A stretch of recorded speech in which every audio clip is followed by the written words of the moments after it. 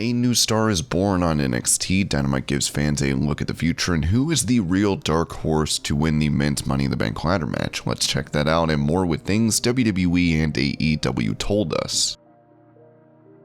Before we get into the rest of the video, make sure you subscribe to Wrestling Hub and turn on all notifications to stay up to date with everything in the world of pro wrestling.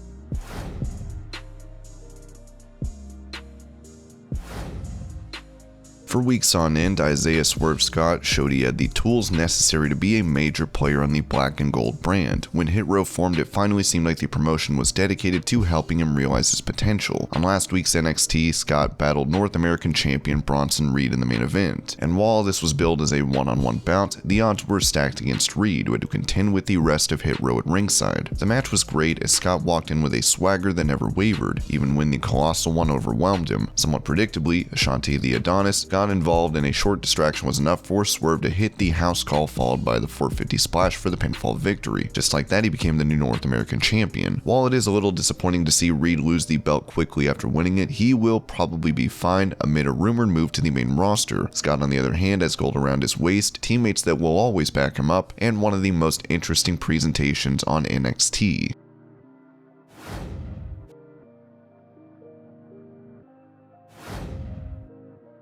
For the last couple of weeks, WWE has been booking John Morrison and Ricochet in matches on Raw. While the reasoning for their feud has been poor, there is no doubt they put on great bouts. On last week's Raw, the bout ended in a double countout, but for once that ending was acceptable with a thrilling dive to the outside and over the barricade. This week's Raw started with a convoluted episode of MITB, but it gave way to a rematch between Jomo and Ricochet. They picked up where they left off, wowing everyone with a series of great moves before Miz intervened to keep Ricochet out of the ring long enough for Morrison to win. Other than the dripstick nonsense, this was yet another strong bout. Ricochet has had nothing real to do for months, while Miz and Morrison have gone way too deep into comedy territory. With the A-lister on the shelf, having Morrison and Ricochet go at it in the ring is the best way to have them return to some semblance of relevance.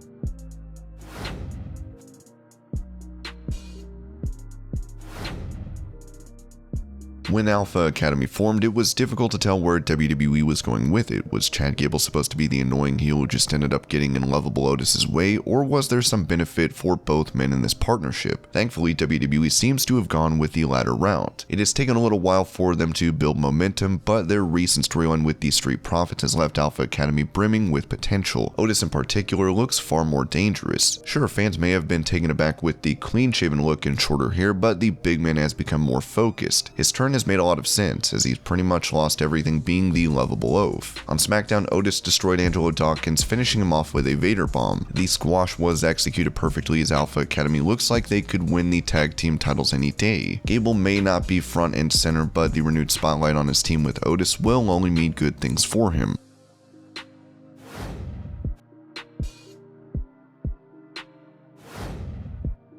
For the most part, AEW has done a great job of building its own stars, but on last week's Dynamite, the promotion decided to highlight its ridiculously bright future in the main event when MJF took on Sammy Guevara. This bout was the next chapter in the feud between the Inner Circle and the Pinnacle, yet choosing these two made it clear the purpose of the storyline is to elevate their stock. The bout was competitive and filled with drama. In the end, Wardlow took out Jericho at ringside, as Sean Spears hit Guevara with a chair, allowing MJF to pick up the tainted victory. It was a great way to protect the Spanish God while giving MJF even more heat. Other than the fact that MJF may have a legitimate knee injury, this bout was as good as AEW could have expected.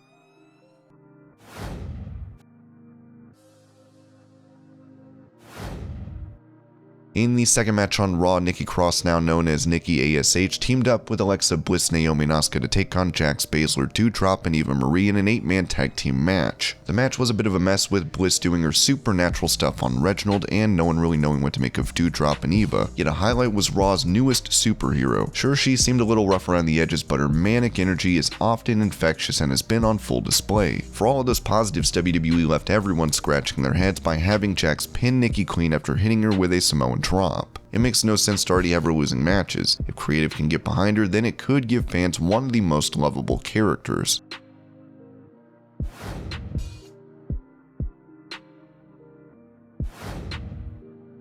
There is a lot about Karrion Kross that works. His presentation, entrance, partnership with Scarlett, even his moveset perfectly complements the kind of character he is. But sometimes he tends to get a little too chatty on the mic. There is nothing inherently wrong with that, but for a wrestler who is essentially the Herald of Doomsday, cutting long promos doesn't quite work. It momentarily shatters the mystique and aura around his presentation. On last week's NXT though, after Gargano attacked Kross on his way to the ring, he got into the squared circle and demanded Gargano face him. The way momentarily got the upper hand, but Kross sent them running. Later in a backstage segment, Theory and Gargano jumped Kross again. Kross responded by nearly running over Gargano, who was only saved thanks to a timely intervention by Samoa Joe. It was a great bit of storytelling that put over just what lengths Kross was willing to go to. More importantly, when he got on the mic, he cut straight to the point and let his actions do the talking. That was far more effective for him than any 15-minute promo segment. There is just no denying that Kross is far more compelling when not required to talk too much.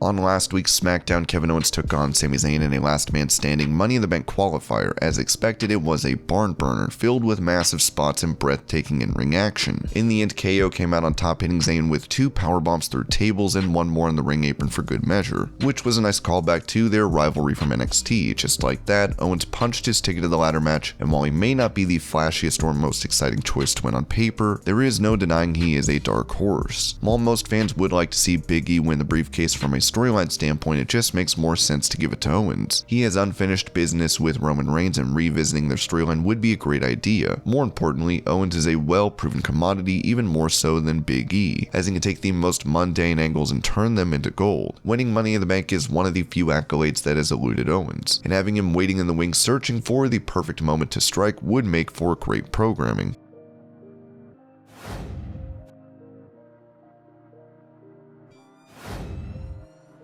McIntyre losing his feud to Lashley may have been the best thing for his career. The Scotsman was fantastic, dominating the WWE title scene for over 500 days, but his character had grown stale and fans rightly began wondering if he could get over as a main event face without a championship at stake. Along that same line of thinking, there is a portion of fans worried McIntyre will win the Money in the Bank briefcase, yet developments on Raw seem to suggest otherwise. McIntyre took on Mahal and the bout ended in a DQ as the babyface was jumped by the heel's minions. Their match was also surprisingly good, as they were evenly matched in terms of power. Mahal has been long rumored to receive a push only to have repeated injuries. Assuming he can stay fit, an extended angle with McIntyre can help him move up the card, while allowing the Scotsman to develop more layers to his character. There are a lot of storyline opportunities here with their history in 3MB, and Mahal may be the perfect opponent to keep McIntyre away from the WWE title for the time. And these were things WWE and AEW told us. Hope you're all having a great day. Thank you so much for watching, and I'll see you later.